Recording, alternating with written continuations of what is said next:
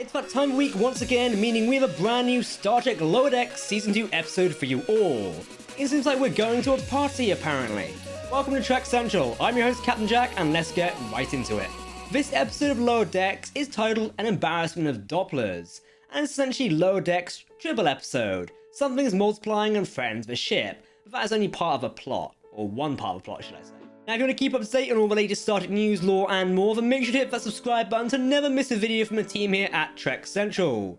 You can follow us on social media for daily updates on the Star Trek universe.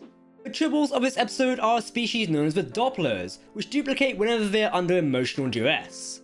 This does lead to some interesting jokes with the crew of the Cerritos having to walk on eggshells around this dignitary from this alien race, before they deliver him to their starbase. This is known as Doopler Duty, which is quite humorous and seems like many of the ships have had to host Dopplers for it to be a term.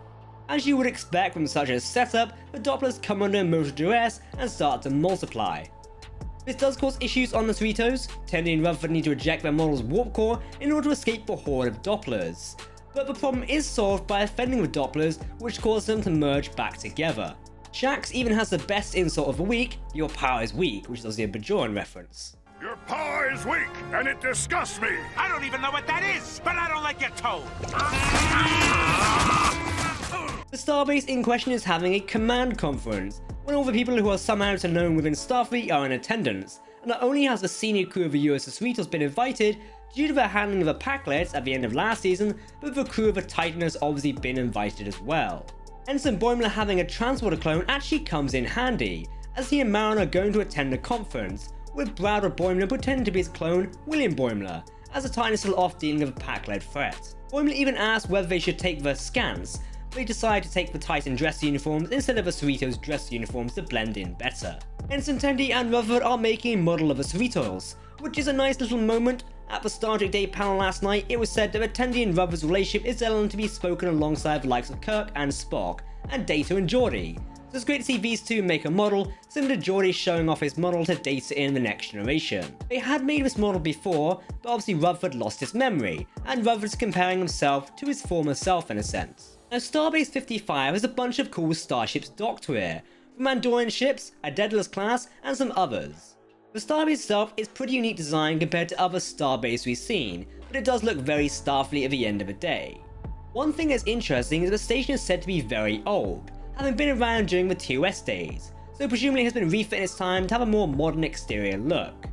The station also has a very nice promenade and is bigger than expected, giving myself at least some Deep Space Nine feels. And talking of Deep Space Nine feels, they have a Quarks now. Of course they do. Quarks has been expanding a lot since the end of Star Trek Deep Space Nine. A Tusk Tellurite, the main Tellurite seen in Discovery, can be seen, considering we've seen through the unusual Tusk Tellurites throughout Lower Decks. This basically confirms that Tellurites can either have tusks or no tusks at all, which is just cool instead of a complete redesign. A little bit of a canon excuse right there, I think you'd agree. Marin and Boimler go into a local shop which has tribbles, old medical tricorders, 3D chess, and Riker's sexy shirt he wore that one time. Apparently Marin has been here before, because of course she has, and the owner of a shop she left on SETI Alpha 4. Because of course she did, she loves Khan. Ensign Boimler and Beckett are enlisted into a mission to smuggle limited edition Commander Data bubble bath bottles, though admittedly some of them might be laws.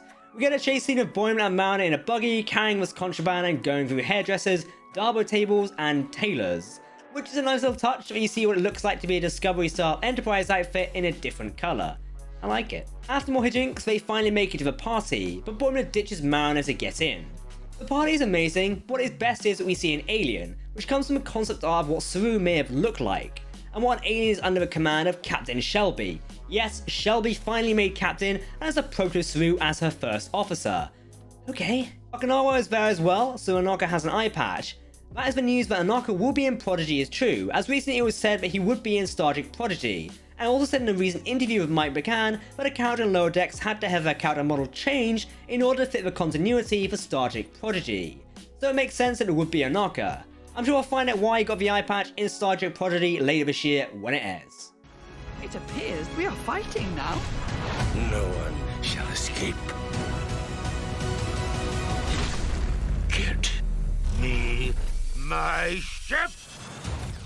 And this is what I'm talking about. Great continuity between the shows is beautiful to see, And recent news that a showrunner meeting room set up for Star Trek, where the showrunners of each show gets together to make sure everything works together. I can't wait to see more continuity between each of the shows.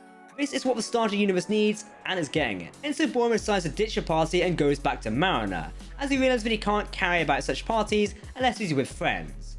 But the bar they end up in is even better. It's a Star Trek themed bar, with all little Easter eggs like a Bajoran lightship, Voyager paintings, Pegasus Enterprise, and a Guardian Forever, Mud's Women, Salt Vampires, Balok, Eric's, Memories, Eva Sue. Alright, who wrote this in the script, honestly? That'll be a last Battlefield. I hope this keeps going. There's a ton of references in this episode. I'm not reading them all. I'll put them in the... yeah, just tons. I'll put them on screen. And the main event of this bar is the fact that on the bar itself, inscribed as Kirk plus Spock. Kirk and Spock were here in the 2260s. Interesting. Now, the Cerritos bridge crew is not allowed to enter the party either, and are invited by Mariner to join them in the original series bar, which is a nice little moment. Then you'd rather even get a new model to make together, a Deep Space Nine model, which comes with Ezri and Jadzia. I do love this interlore parts here, it's great. And to round the episode off, we get a Mariner plus Boimler next to Kirk plus Spock. Ah, how nice. Okay, my general thoughts on this episode. It was a really strong episode, though I will say I wasn't too keen on the Doppler plotline. It achieved what it set out today, but it quite pales in comparison to the other plotlines of this episode. Quite frankly, I personally found the Doppler plotline rather slow in comparison, though seeing Captain Freeman get her revenge by beating the Doppler into the station's party was hilarious. Excuse me? This is a private party. Oh, I'm so sorry.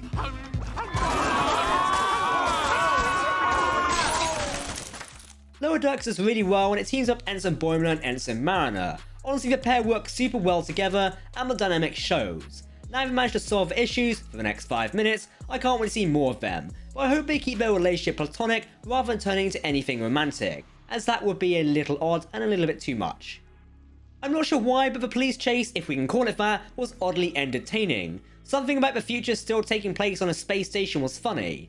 Plus these vehicles remind me of the Argo from Star Trek Nemesis, and yes, we all remember those scenes. Clearly the whole point of his police chase is to have Boimler and Mariner running around, or driving around should I say, the station to point out all the Easter eggs and such. I mean, we literally almost run down a Gorn and crash into Antedians.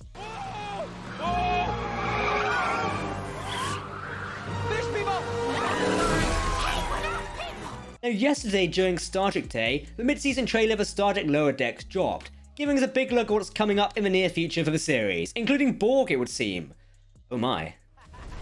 That's Starfleet. I think we're in trouble. This is not good. You will be assimilated. Can't have that. That's a wrap on our Star Trek Lower Decks weekly breakdown and review. We're a bit later this week due to Star Trek Day, but hopefully you can understand. Tune in next week for more of Star Trek Lower Decks weekly reviews, and as always, let us know your thoughts in the comments section below. Because if you are talking Star Trek, then we want to hear about it. If you want to keep up to date on all the latest Star Trek news, lore, and more, then make sure to hit the subscribe button to never miss a video from the team here at Trek Central. You can also follow us on social media or join our community Discord server. Of course, for now I've been Captain Jack, thanks for watching, and we'll see you next time. Live long and prosper, my friends, goodbye.